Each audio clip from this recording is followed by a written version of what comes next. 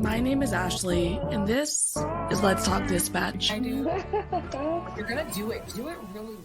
And I believe the world needs more dispatchers. Around in the mud, blood, and beer. Years that I'm not working 4th of July. 4th of July. Saying community policing, right? What about community dispatching? So on this show, with the help of my guests, we will educate, empower, and support the heroes behind the headset. Hello, everyone. Welcome back to another episode here on Let's Talk Dispatch with me, Ashley, the theraspydispatcher. So excited to be chatting with you all today, bringing you a familiar face. If you're on the conference scene, I'm sure you have seen them. If you have watched any of our old podcast episodes, they've been on before. I've also been on some interviews with them on their circuit, so they are definitely familiar. Our guest today is stepping into a new part of her dispatching career, branching out, creating a new consulting company under the headset with Halcyon. Our guest today, Halcyon Frank. Hello. Hello, Halcyon. How's it going?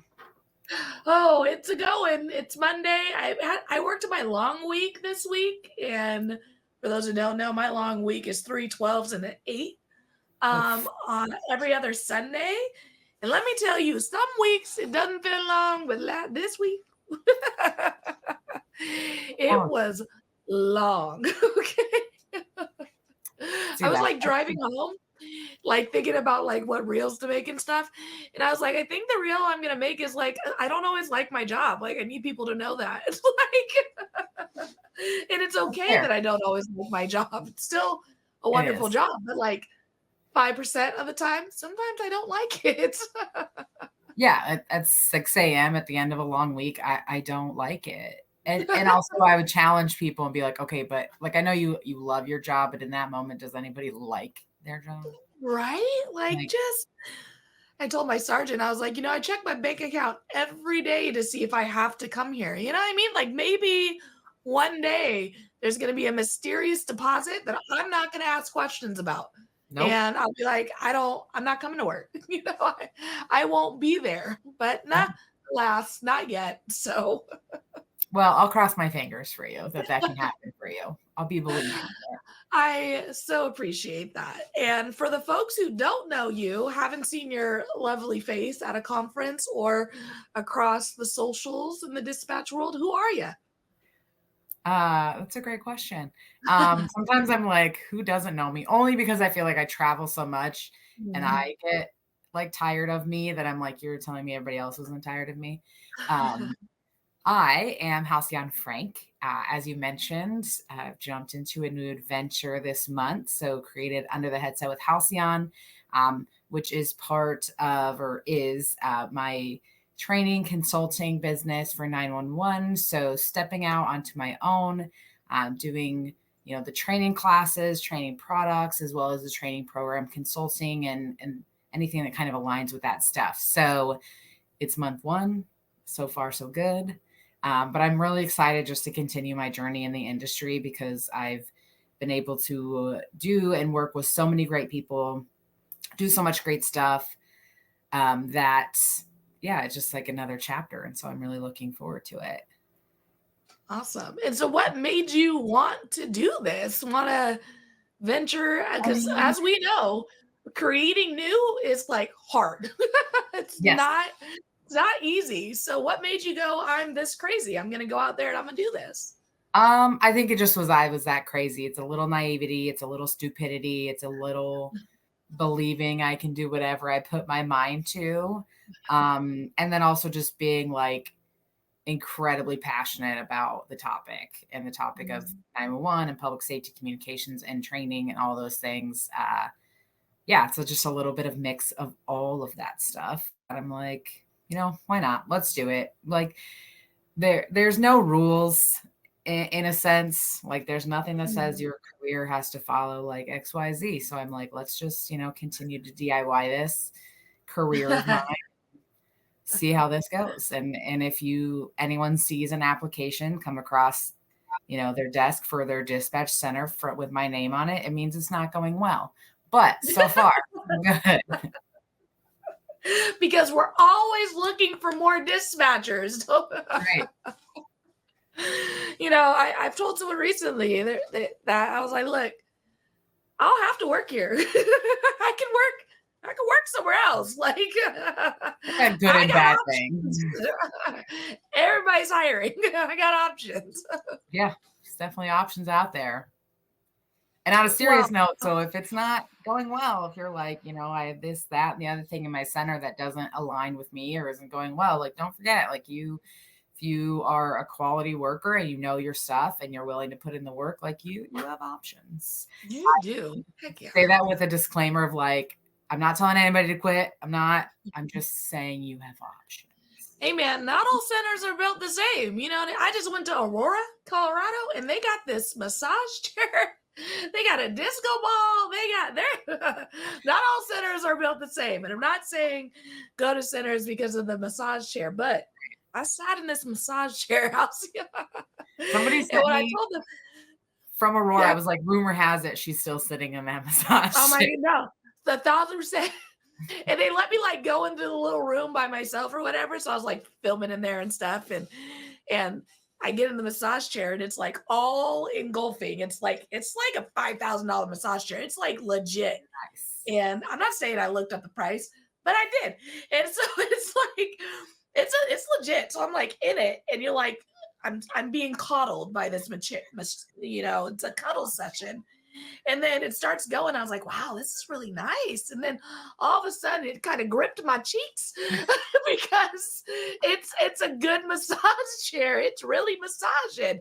And I went back into their little office and I was like, the way that chair just lifted my backside was not expecting that. I was not expecting that. But genuinely, not all centers are made equal, and the culture there was wonderful. The vibes, so yeah, we have options out here in dispatch. They're hiring. Yeah. Lateraling is a beast, but if you find the right center, it's worth it. Gotta do what you gotta do, man. Hey, big facts. But I wanted to talk about one of your newest babies out that was born out of your new venture, and I think they are so cool, are these lovely training decks that you sent me. And these two here go together, highest priority and dispatch it. And then you have a third one, which I believe is near and dear to your heart, which is the trainer edition. Tell us a little bit about this and the tools and how it all came to be. So I wish I had like a really nice story about this, how I thought of it. It was this, like nice thing. I can't quite remember exactly how it came up, but what they are is training tools, right? So highest priority, you have 50 different kind of very short scenarios, situations, if you will, more than a scenario. You get a call for a medical emergency while you have an officer wanting to run someone while, something else. And so you can give those to trainees and say, what will you handle first? How are you prioritizing this? Because we all know that's a huge part of our job is the urgency, but also within that, then prioritizing. If we really break it down, it's all about prioritizing. What do we do first, second, third, fourth? We just do it at like what feels like lightning speed sometimes. So 50 different situations to go through. You can give the trainee 5 at a time. You can give them 3. You can, I guess, give them all 50 if you wanted to really overwhelm them. But just an easy thing too, and where you're not searching for a piece of paper, you're not searching for a computer file. It's just a deck. You can take it with you, use it in a group, use it one-on-one. And so then along with that, in that duo comes the dispatch it, which is 25 scenarios. It's got a little bit more information that you can then have trainees practice, how would you dispatch this on the radio? Or maybe they're working on call taking. So it's a question of, okay, here's the information you have. What other questions might you ask? And again, because it just makes it a little more handy than having to search for that paper or computer file, and a little more colorful and fun, I think. And then the other one, the What Would You Do Trainer Edition, I think is a really good tool, especially if you're working with a group of trainers, because it's just different situations you would come across as a trainer. So, for instance, there's scenarios like, you give your trainee feedback and they become visibly upset every time. How are you handling that? Or, something along with they're not understanding this concept. What would you do differently, or what other strategies might you try? And so just something for trainers to help prepare them for those things that we know will most likely happen, and to get to thinking about that, especially either before they've started, or even if you're an experienced trainer, kind of challenging yourself if it's something you haven't experienced yet, to see how you would handle that. So it's just a good training tool. I think I'm biased, obviously, but I've had a really good response so far, which always feels good. Just another tool in our toolkit, if you will, because I feel like we can never have enough of those. And there will be a fourth deck coming out probably in the next month. But I'll just let that linger as far as what that might be. No, genuinely, these are amazing. And as you're talking, I'm like looking through, just to give folks an example here, the highest priority are I would say shorter, right? Yeah. More really like no details, like this is just like what it is. So let's play, Halcyon. Oh boy. Which one would you dispatch first? A theft from a store and the suspect is still on location, Okay. or fire department requesting traffic control for a large building fire? I think I have to go theft and the suspect is still on location, because that might be the biggest threat to safety, right? And the Okay. other, that's the good part, I think, too, is then you can really have your trainees verbalize why they're picking that. So Mhm. instead of just, oh, my trainee's not understanding prioritizing, they can really start to verbalize why they're putting it in that order. Mhm. And then we can, as trainers, have a bit of more information, kind of an insight into their thinking, and go, oh, they're thinking that this would be more important because of XYZ, and we need to shift that to this. Now, some people may be watching and be like, no, I would do it differently. Well, if you can verbalize it within your agency, Yeah. there's not necessarily, I think there's definitely some, if you put them together, there's like a right or wrong answer, if you will. Like, obviously one is like take a theft report for something that happened yesterday versus a car accident. Like, your car accident is going to take priority. Yeah. But you can kind of get as tricky or as easy, if you will, as you want. So as your trainees progressing, you can definitely kind of make them think a little harder versus in the beginning it might be a little easier. But I also didn't realize you were going to put me on the spot. So.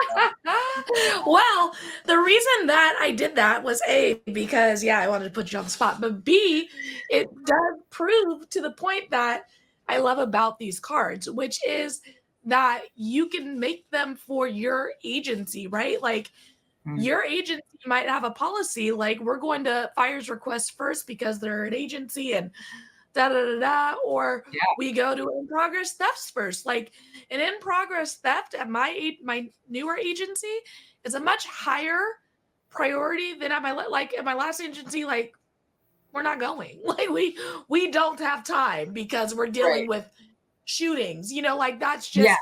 But at this other agency, like, that's a high priority air quotes call. So with the way you made these so generic, so broad, allows for those Yeah. conversations, really like making it so the trainee understands the language of your specific department, rather than you making these cards to reflect how your agency has trained you to do it. You know what I mean? Yes, exactly. And so there's definitely enough of the situations, like in the highest priority, that if you're only law or only fire, you still have plenty to deal with, and some that you can just kind of build off of, if you will, to make it a little more applicable to your agency. And along with the dispatch it. So there's some medical, there's some fire, there's some law enforcement. It's a little bit of everything. So it's not, that someone's going to get it and be like, oh, we only do law enforcement, I don't want to get something, or we only do EMS. There's a good mix of stuff. So, and I think especially with like those things, it doesn't necessarily even matter like what your agency dispatches per se, because it's more about, okay, learning how to prioritize, like what's the greater threat to safety, property, life, whatever it is. And so maybe you don't dispatch the other disciplines, but it's still a way to help your trainee start to think about, what is the higher priority? What are the more significant events, versus the less significant? And, how would I dispatch something maybe if I don't even dispatch law, but I'm still learning to put location and then what important information first and those types of things. So still a good teaching tool, even if maybe you don't dispatch, specific disciplines. Yeah, for sure. I'm going to put you on the spot again because I love these cards, genuinely. This is a dispatch it scenario, so it's a little longer, a little more detail. And again, as a trainer, you can make this work however you want to work. So I'm going to keep it simple for Halcyon. I'm going to ask her from this scenario what her type code would be. How would her agency, which is going to look different than mine, what language do they speak? What would they tell the computer that this call goes under? You ready, Halcyon? Ready as I'll ever be. A caller, first name Michael, is reporting that his lawnmower was taken from behind his garage. He last saw it yesterday before noon. He lives at 1234 Main Street and can be contacted by phone or by an officer coming to his home. I believe we would put that under theft, if I'm remembering right. I only work like a couple days a month. So if anyone's listening from her agency, in the moment, I would figure it out, but on the spot, we probably do a theft. I think we'd technically classify it as a 459, which I hate. But whatever, pretty much like theft from the house, even though they didn't enter the house type of thing. But yeah, so see, even there, it's different, right? So between our two agencies, you put it as a theft, we put it as a 459. We're still talking about the same type of thing, right? And for you working with your trainee, type codes, I would say, is the biggest advice that I give to new dispatchers is like the quicker you learn your type codes, like the easier life is for you because everything makes sense when you understand the language that the department's speaking. So those are just a couple examples of like how you can use these awesome tools. Again, there are so many ways you could use them, but I do want to highlight your training edition ones as well, because I think we forget about the trainers often. Oh yeah. I think oftentimes, even past the CTO, our supervisors, our managers promote into roles because, they've been there, they know how to do the great job. Dispatcher. They're great dispatchers, but sometimes we forget to train them how to be managers and how to be supervisors. Yes. There's a gap sometimes. So the fact that you took the time to think of them, I think is amazing. And it's so cool. I couldn't not think of them. Those are my people. And I think we do, right? Like people are great frontline dispatchers, so they get promoted to CTOs or supervisors or managers, and we don't take the time to invest. As teaching with Chris Inman, our trainer instructor intensive workshop, and last month in Missouri, and we had about 40 or 50 people in the class, and I think at least half raised their hand when I asked, did you get put into trainer and then maybe take a CTO class and nothing else? And there was a good amount of people who are like, yeah. And most people, if I said, did anybody ever tell you like how your brain actually operates when you learn? And they were like, no. So there's why would I need to know that, Halcyon? I don't know why you would need to know how somebody actually learns to be a trainer. I know it's a wild thought. But I have found it very helpful to know those things, which is why I talk about it so much, because it's definitely a gap that is missed in dispatch for sure. And some of I'm not going to make you answer these questions, but these are just two examples of that come from the trainer edition deck. Your fellow dispatcher is interested in becoming a trainer and comes to you for advice. What advice would you give them to help them develop the skill they need to be a successful trainer? I would just like to say the answer to that is not run, is not don't do it, is not. I know we will jokingly say this, and this is just a pet peeve of mine. But I just time and time again, I see people in Facebook groups or even in conversations, somebody says, "Oh, I want to be a dispatcher. Oh, I want to be a trainer." And people are like, "Oh, run, don't do it. Oh my gosh, it's terrible. Like run. Ha ha ha. I'm just kidding." And I'm like, but you said that. And so now they're like, well, why would they even joke about that? Is it not that good? And so Yeah.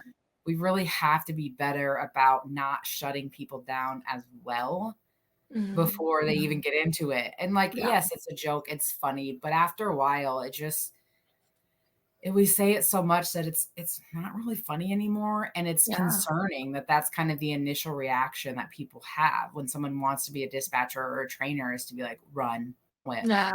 And again, all centers are not created equal, right? So yes, some centers, you get some additional vacation pay, or you get a monetary reward as far as like a raise hourly when you're actually training. I can't think of the word for it right now. Mhm. Um, and there's incentives there. And then some centers, there's not. And in a perfect world, there would be additional, because it's obviously additional responsibility for sure. Mhm. But I Mhm. think too, at the end of the day as well, like we're training our new coworkers. So to approach it like it's a joke is not a good approach, because these people are going to be our coworkers. They're going to be the ones that cover for us when we want to go on vacation. They're going to be the ones that we're looking to when we need help on a call, in a serious call, those types of things. So also just being conscientious about what we're saying then when people ask questions like that. Yeah. And when you asked me that, you didn't expect me to go in like a whole rant about Right, it, you but didn't have the answer, right? But no, it's true. I think what's more productive and what's that conversation should look like is talking about the realities of the job, right? Because that's kind of what the run is, I think, leaning towards is like some of these realities aren't great for not some glamorous. and some of the realities are great for some people. Some people are like, I'm trying to fill my bag. I need money. I love me some mandated overtime. Like that was me when I first started. I was Yeah. like coming into the comm center. I lived like 5 minutes. I could walk to my comm center. I could see the tower from my backyard. I was so close. So I'd be there at like 3 in the morning just to do like 3 to 6 because there was no commute. And I needed to pay for my couch. That was actually the reason I bought it. My first big girl purchase was a $1,500 couch, and I had to pay for it. So That'll do it. That'll do it. I was working all this crazy overtime, and that was 6 going on 7 years ago. And I'm not. No, I'll take one shift a Yeah. a, a paycheck. I'll be good. Like. But Yeah. back then, I'd try to get like fucking 40 hours of of Well, overtime on a check. and But the thing is, like, so many people will do that. mm-hmm. And like, sorry, talking over you there, but so many people will do that. But I think too, we have to remember, like, that's not healthy either, because I was the same way. I'm like, Yeah. oh, 10 days in a row, easy, Eh, no problem. yeah. I have no life. Yeah. But like, we shouldn't be glorifying that. And we Exactly. do. Like, I Mhm. just, again, somebody's talking about, I worked this much overtime in a pay period, and kind of like, I don't think the intention is to glamorize it, but we kind of do, or we kind of compare like traumas and how much we work. And it just is not, there's nothing healthy about that. There's nothing healthy about that for us on a personal level. There's nothing safe about that. And Mhm. I think it speaks to, then also goes right back to training, and that what is your center like, and the fact that you have to work that much. Like, are you that short staffed? Who's letting you work that much, honestly? Because I think at a certain point we're responsible for everyone else, and somebody should be Mhm. stepping in and saying, no, dude, this is not healthy. Like, you may think it's okay, but I, as someone who cares, I'm going to step in and say, like, we can't do this. Like, Yeah. you've got to take a break. And or then are people being trained or not trained well enough that they're not able to help as well? So many things. So Yeah. many things. Well, if they don't have these cards, they're definitely not being trained well enough. So you need to grab these cards ASAP, genuinely, because they really are awesome. I told you when we talked recently, I'm really mad. I didn't think of it first because they're so beneficial. They're so cool. Yeah. You can just have them available in your center. Like the trainer doesn't even need to be around. You want some time away from your trainee. Tell Yeah. them to go sit and look at these cards and test themselves. So There's Yeah, just for so sure. many ways to use them. So many ways. Yes. What are the other things that Under the Headset is doing, offering, Yeah. for folks All the who things. want to utilize your services? Yeah, all the things. So along with those, have ebooks along with related to training, with some digital products, stickers, those kinds of things. But then also just doing the on-site training classes as well. So going to centers, whoever wants to host the class, different topics, complacency, the be an encourager class, being an encourager in the comm center or in the workplace, depending on, what kind of space you're working in, as well as training, whether that's instructor development or kind of I have training as a team sport where we talk about kind of everybody's role in the center and for training, even if you're not an actual trainer. And then the other big one that I really love doing is building trust on both sides of the console. So that one is really focused on developing relationships between dispatch and field responders, because that's also kind of a gap. We can get really isolated and siloed, if you will, in our own respective positions, and we kind of forget what the person on the other side of the radio is going through, or vice versa. So definitely some relationship building that can be done there. So the on-site classes, as well as a training program consulting. So whether that's you just want someone to look at your program and, say, here's some recommendations to improve it, or, you're in a place where you're like, we really have nothing. We got to build this from the ground up. Help. Anything from, from the recommendations to just helping build a training program from the ground up and everything in between, I can help with. So it's kind of the main things, really anything to do with training, though, obviously I'm really passionate about, and dispatch in general. But those are definitely the things that I focus on. Amazing. And what do you think? I mean, I know you personally, so I know how passionate you are about training and making that experience fruitful for everyone who is involved in that process. What makes your vision, your way of doing things different than maybe another consulting company or another entity that's out there? Yeah, I don't know that it's like a huge, just black and white. But I know for myself, very focused on actually aligning our training programs and what we do with how we learn how our brain operates, which is something we have not done in the past. A lot of people hear me talk about hand-me-down training in public safety. I was trained this way, so I train the next person this way, who trains the next person. And what we're kind of training then for is very specific situations, right? So a lot of times I see people who are like, okay, I've tried what I know with this person. What do I do now? What other things I can try? Where if we approached it from more of a how our brains actually operated, and how we as human beings learn, we could pivot a little easier, because instead of just knowing, okay, I'm going to do this activity to teach this, we would know, okay, I'm going to do this activity because X, Y, Z. And so if that doesn't work, I now know how to pivot and do something else, because I know the underlying mechanisms and methods and strategies that are going on, that it's not just about using one specific activity. It's because I know that this activity addresses this, and we can do something different if that one doesn't work to also address it. So that really is my approach, is really making sure it's the best practices, the most up-to-date like research about how we learn, to whereas a lot of times I see a lot of programs or even recommendations from other places that are kind of antiquated and they don't align with that stuff. And we've learned a lot more about how we as humans learn. And there's a lot more we can apply and implement into our training. That's awesome. I know that it's a heck of a venture, and I've got to see you teach and experience it, and you're really good. You're really good at doing this. I appreciate it. Yeah, I just, there's so much room for us to grow, which is kind of exciting. Like, it's not that, oh, we're doing this wrong, we need to change everything, so much as I feel it's like oh, we have so much room to grow and expand and do things differently and do things better. Like, this is exciting. Like, we've done some things really well and we've gotten our industry to this point, and that's fantastic. But also super exciting to know that like we have room to grow and develop and do even more, Yeah. instead of just like, oh, well, it's okay. Like, but we need to do better. It's like, no, it's exciting. Like, we have plenty of room to expand what we're doing, to look at things differently, to try new things, which, yeah, to me is more exciting. Well, how do folks reach out? How do they get in contact with you? How do they learn more about the awesome things you got going on?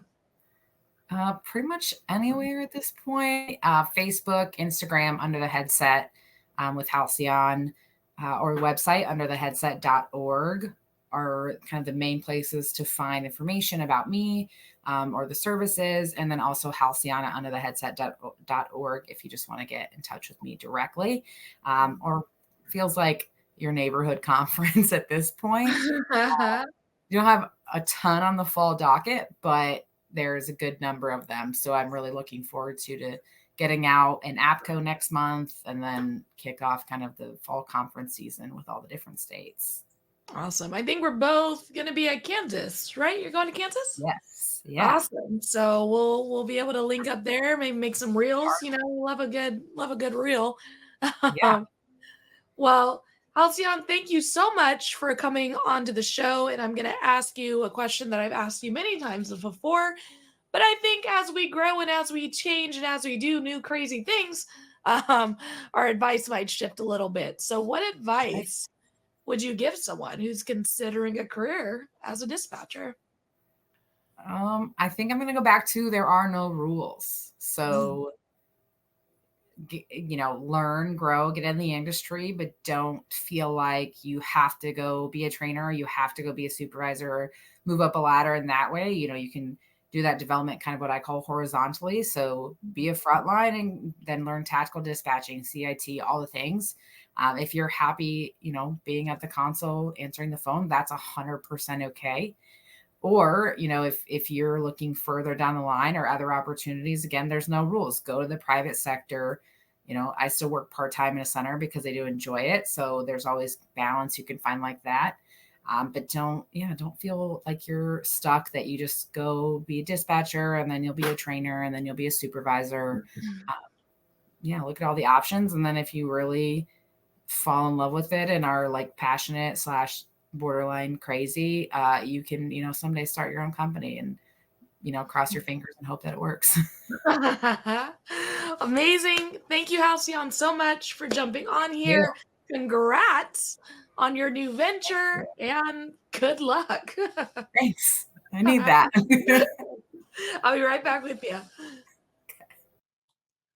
All right, everybody. Another amazing episode here on Let's Talk Dispatch. Halcyon, genuinely, thank you so much for jumping on and telling everybody about your new business, which is really just your passions, kind of repackaged in this new setup. Again, if you did not grab these cards on the first push, you need to do so, like ASAP, because they genuinely are awesome tools. And I'm not just saying that because I like Halcyon. I'm saying that because they are genuinely good trading tools that I have not seen anyone produce yet. So awesome. Head to undertheheadset.org in order to grab those, as well as additional resources, ebooks, and check out the training she's offering. So until next time, everybody, stay raspy. Thank you for listening to Let's Talk Dispatch podcast. Don't forget to hit that subscribe button. You can find us wherever you listen to podcasts, including Apple Podcasts and Spotify. If you're interested in becoming a guest on the show, or maybe even submitting your own story, you can do all that and more at theraspydispatcher.com. Until next time, stay raspy.